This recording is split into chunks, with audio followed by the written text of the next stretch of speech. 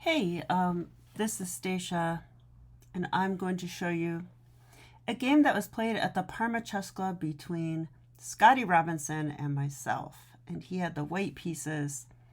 Now, the last game that I played him at the Parma Chess Club Championships, when it was a G90 game, we played the same line, and I did win that game, although it wasn't easy.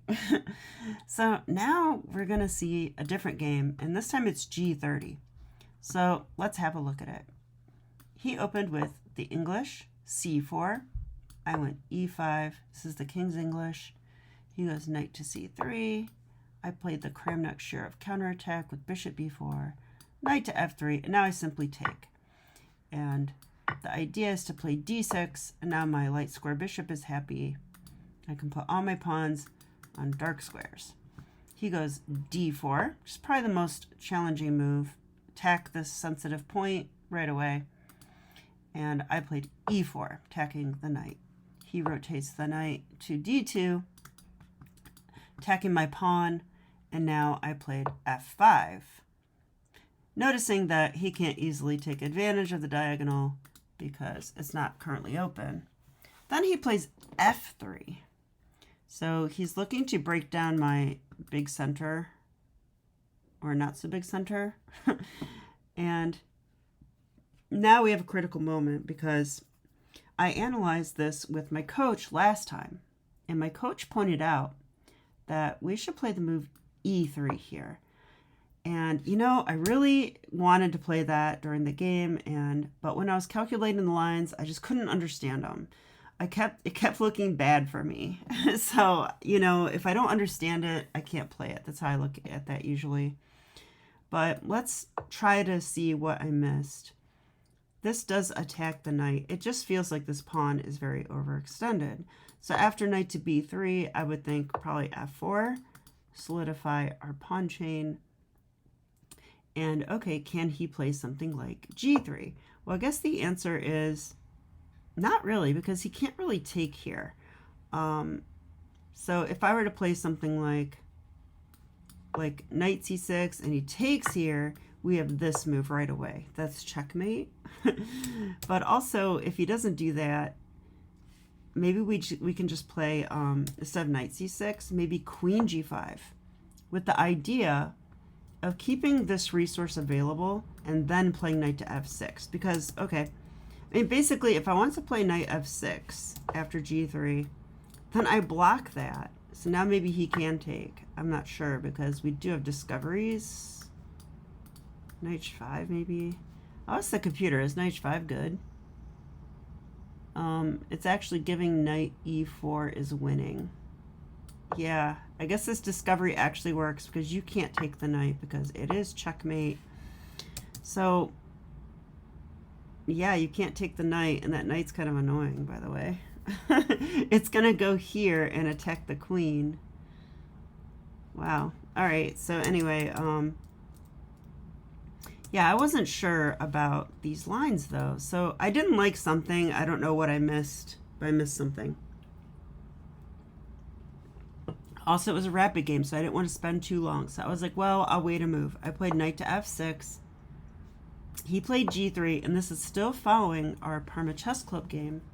And I was remembering that my coach said you could play it here as well. And I chose to play it here. Okay, but it's not as good now. So I actually messed up a little bit. If I was going to do this, I think I should have done it right away and not now. The reason is that the knight is now blocking my queen from coming to h4. So that's a little bit of a concern. But also, is there another reason? I guess the pawn being on g3 also works against my idea right away. So let's say knight b3 and then here, which is what I did in the game. Now he can take, and I don't have this immediately. And yeah, and unfortunately for me, I think if he does this, I do still have something like knight e4, like if you take, it's checkmate, right? So I saw this during the game, this part. But unfortunately for me, he didn't take right away. He saw this idea and played queen d3. which refutes it. So why am I saying that? Because he just made a square for the king, that's why. So kudos to my opponent, he's pretty good. So now if we do the same thing, like let's say, I don't know. Let's say I just castle and he takes, which actually does happen. I don't have this anymore. Because you could even just take with the queen, because after check, there is king d1. And I'm probably just lost here. I think I'm just lost now. That's the engine now. Yep, I'm lost. I'm just down on material and there's no mate. So, yeah, so unfortunately for me, my opponent played well here with queen d3. So, all right, I castle. He plays g takes f4. And I kind of realized that I'm probably just worse here because I sacrificed a pawn and it doesn't feel like I have compensation for that pawn, really. At least not much. So I just had to be like, well, it's still chess, you know, let's just play on. So I played the move knight to h5 with the idea of maybe winning it back, winning a pawn back on f4, but I'll probably lose this pawn. But if he has to, well, if he brings his bishop, I guess it's good. So anyway, he does take with the bishop. I take here, he takes, I take with the rook, and he played queen to e3, attacking my rook. So I'm definitely down a pawn here, but as you know, I like being down a pawn, so that's all right. Okay, but I don't think I'm better here, and I'm going to check with the engine now. I think I'm a little worse. Engine says, wow, engine says that white is plus 0.3, which is just a normal chess position. So I'm like actually fine with that. But that's if I play queen f8, which I did not play. My move is also fine. So I didn't play queen f8, because, you know, who are you talking to here? I played check. All right, so check. Now, I thought he might play queen f2, and if he did that, I was just going to simply pull back. And now I feel like I improved my queen, but maybe his queen is not quite as active anymore. So there's that. But then again, I'm not so sure. Yeah, and also we have to be mindful, right? Because white has a lot of central pawns here. And they could go for this idea of e4 at some point and just have this huge center and just push their pawns in the center and win. Like, I feel like that is definitely a bit of a threat. So, like a long-term threat, though. So, yeah. So, actually what happened is, as you could just see, he went king to d2. So that's a pretty interesting move, I thought. And so here I'm like, well, I think it's time to just simply develop. I went knight to c6. Now I know the knight can get kicked by d5, but I was kind of hoping for this because if that happens, I can play here. And now I'm on that, which is kind of annoying. They can't even protect with the knight because I would go here, and if they move back, I get to check and fork the king and the queen, which would be nice. So I thought this whole d5 thing is sort of discouraged in general. Also, my knight would just be good in the center. So, so knight c6, good move, I think. Bishop g2 is what he played. And then I went bishop to d7. Now, I really like my move bishop to d7, and I'll tell you why. Now,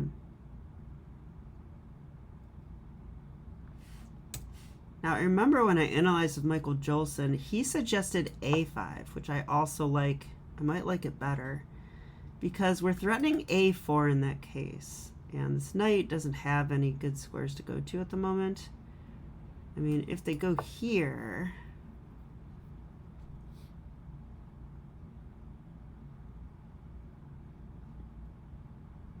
what do? Do I just go here? Then he jumps in, and then I just pull back. See what the engine says. Engine says rook f8, positions equal. Okay. And so computer does like a5 the best. And the thing about a5 is that probably they'll play a4 in response. And then the question to ask is, who benefits from these two tempos? And I kind of think black benefits more than white, but I could definitely be wrong about that. I just feel like the knight is now unprotected, and that could be an issue at some point. And also this pawn could become very vulnerable, but I don't feel the same way about the black position. But okay, let's just continue. I played bishop d7 in the game. And the reason I did this, partially, is that I want to play rook to e8. So obviously I couldn't do that before, but now I can. And once I get that and attack that queen, well, maybe we're in business a little bit. So that was the idea. He went rook ag1. Clearly he wants to put pressure on me. And I played my idea, rook to e8. So he goes queen d3. And now I played... Yeah, actually, this is a very interesting position. So if you want to pause your video and see if you can guess what I played here, go ahead and do so now.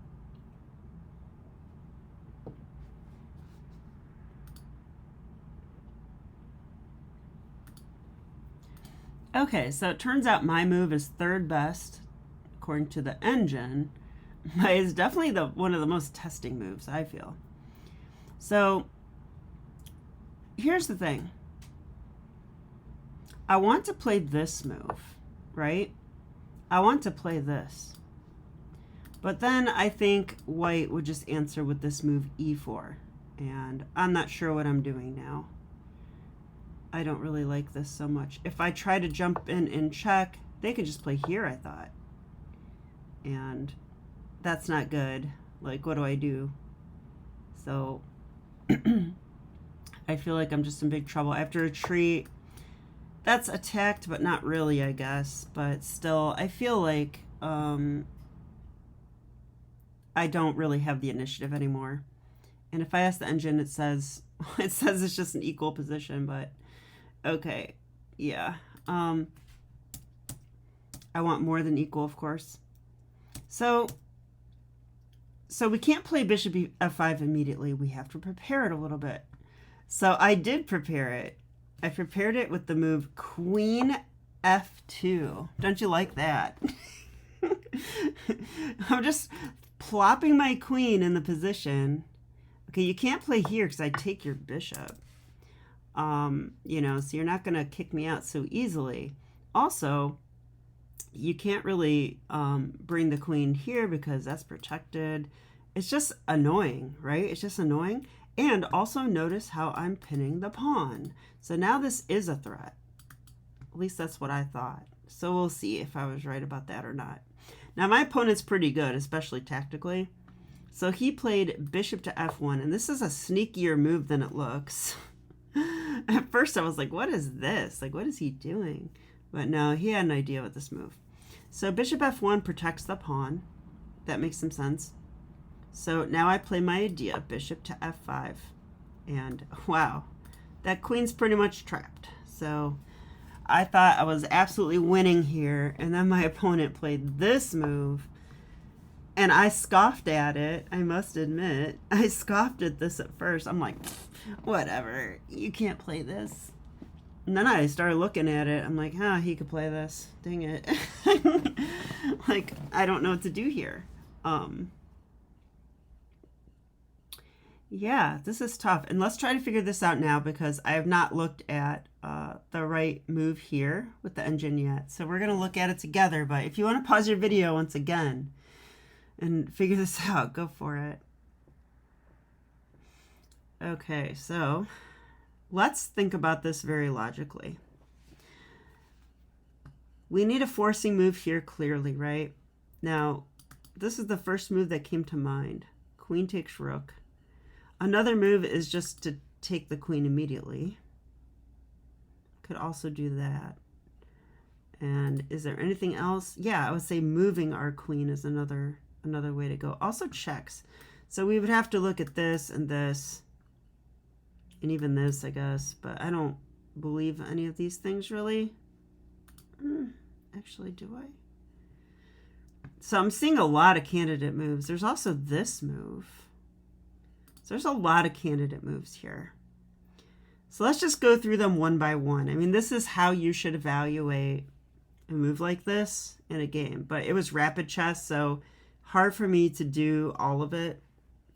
So I had to follow my intuition at some point. But I think really we should be looking at forcing moves first, I would say. This is the first one I would look at. Because pretty much now white has two moves they can play. They can take the queen or they can play here. I mean, if they play here,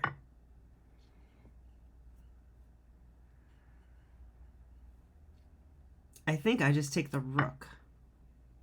That's what I would do. And then when they take here, I take here. And I'm just winning. And I'm pretty sure I did calculate that during the game. So I was pretty much thinking if I do this, I thought he would just take me, and then I have to take him. And then he should take with the king to keep this pawn center. And then I thought, okay, this looks, you know, I win the exchange, but I don't know. There's a lot of center pawns, and I'm not so sure if I'm even better, but maybe I'm better. So that's what I thought. At least I'm up the exchange, right?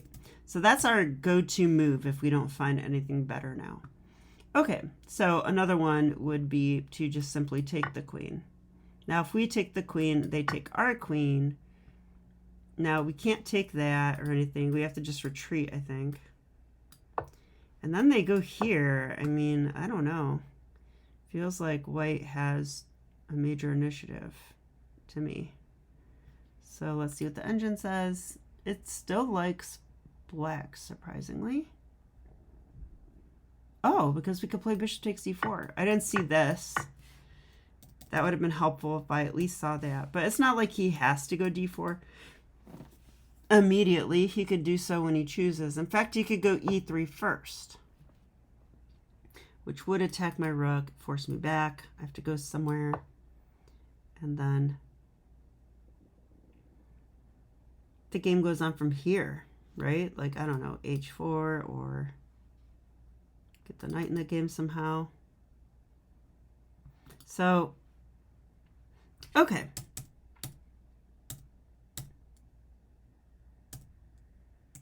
So after rook g2, we looked at this and we looked at this so far. Let's look at those checks real quick. I'll just turn off the engine and just put them on the board. How about that? Okay, if we take with check, take with check. Now, if he takes with the bishop, we win the rook, so he can't do that. But what if he just takes with a queen, though? If he just takes with the queen, that's pretty annoying. It's pretty annoying. It X-ray defends, but that's also protected anyway. And if we take it, I mean, they could just take this way. They're protecting this still. I feel like this is not good. So that's not going to work. So rook takes, pawn doesn't work. This check, I'm also not feeling so great about this. He could just move the king away for one. But, like, he could just go here, which continues to protect that. Oh, no, he can't. What am I talking about? Forgot about that. But, okay, if we do this, we're just allowing him to trade off, right? Actually, that just wins for white. I forgot that. Okay, I'm being a little bit lazy all of a sudden. I'm not seeing anything, but that's okay. So that move obviously is just horrible. So after rook g2, this check doesn't work. This check definitely doesn't work. I mean, so we really don't have any forcing moves here, except that one looks the best to me. But we also have this move to look at. We have moving the queen away, this move. So if we go queen h4, I thought he was going to try this move because now, you know, if I take this, I'm not attacking his queen anymore. So I think he could do this. I think. Doesn't seem like the best thing ever for him, though, does it? Yeah, I don't know. Looking at this now, seems like...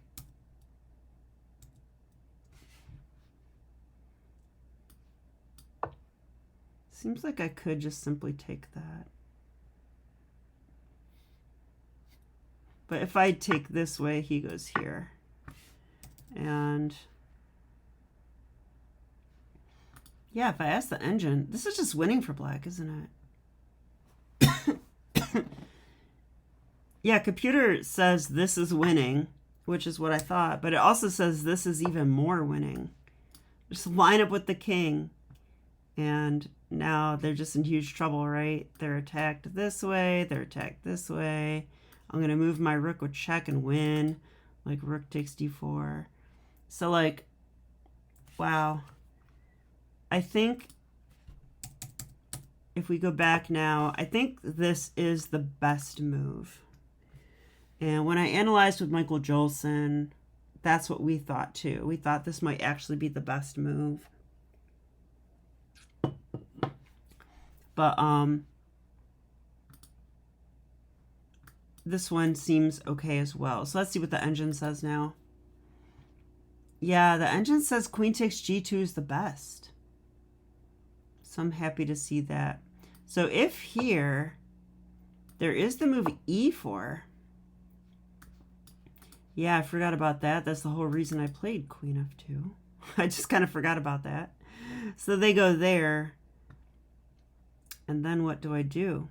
What do I do here? I guess I could go here. And then maybe...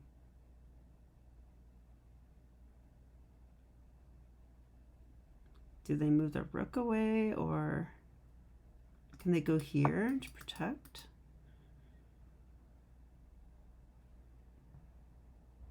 Oh, I could just take that rook.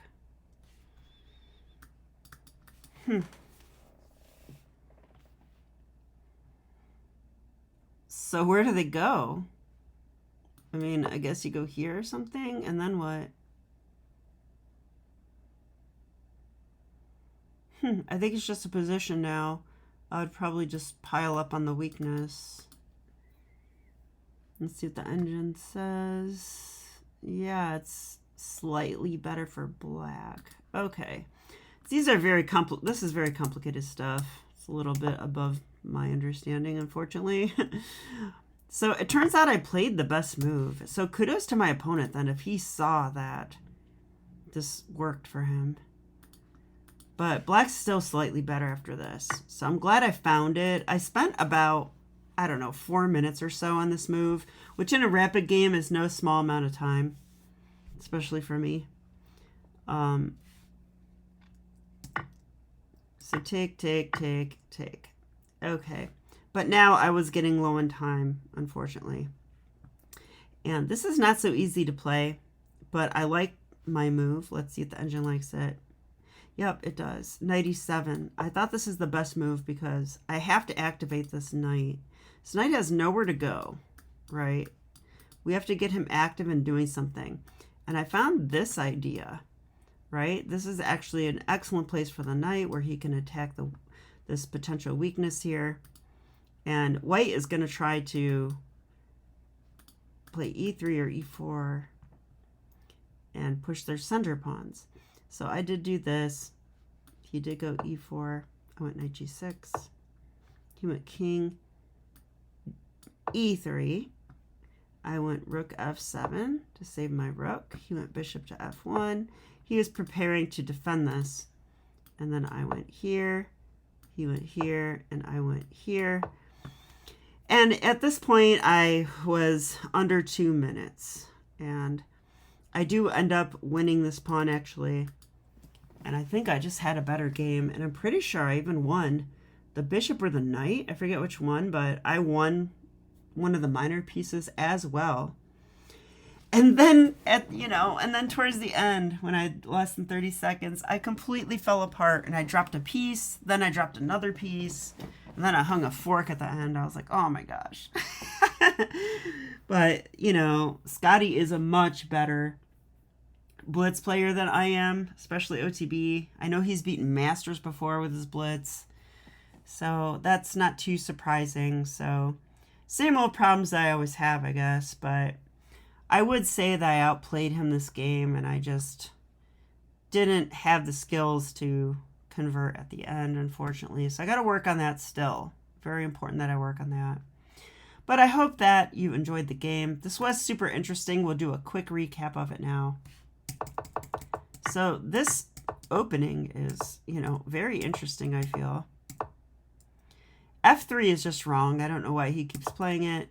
And the reason it's wrong is because of this move. So this move is actually just good for black. And I have to remember that it is. And that if here and here, we just have all kinds of good play. We just maintain our pawns and we keep this in mind. And we're good. I'll have to study this some more, but still. So I played it a move later, which was not as good because the knight on f6 is now blocking this idea of queen g5 or queen h5. And after queen d3, which made a square for the king. And I think that's just what I missed. Had I seen that, I wouldn't have went for this. And then castles takes knight h5. Okay, but even though I'm worse here, I came up with enough to keep the game going. Queen h4 check, king d2, knight c6. Yeah, I like bishop d7 a lot. I like this idea, attack the queen. Now bishop f5 is the thing. And I love this move, queen f2. It's not the top engine move, but it is the most sharp move, I would say, because now bishop f5 is like a major thing. Turns out bishop f1 is not even the top engine move. The top engine move is king d1. That also unpins the pawn. The key is to unpin the pawn, though. This way is more brute force, but that's Scotty for you. And then rook g2. And he thought he was fine here, but it turns out he's actually not. And the way the game went, it's clear that he isn't. Because me winning this pawn and winning material shortly after means I had a good position. Otherwise, that wouldn't happen. But, yeah, unfortunately, in the time scramble, I did fall apart. And I don't have those moves. Otherwise, I'd definitely show them. I just don't have the moves because these are all moves I recorded, like hand wrote on paper, of course. So, but anyway, I hope you guys enjoyed the game. Can't win them all, but I will keep trying. So, I'll see you next time. Okay, bye.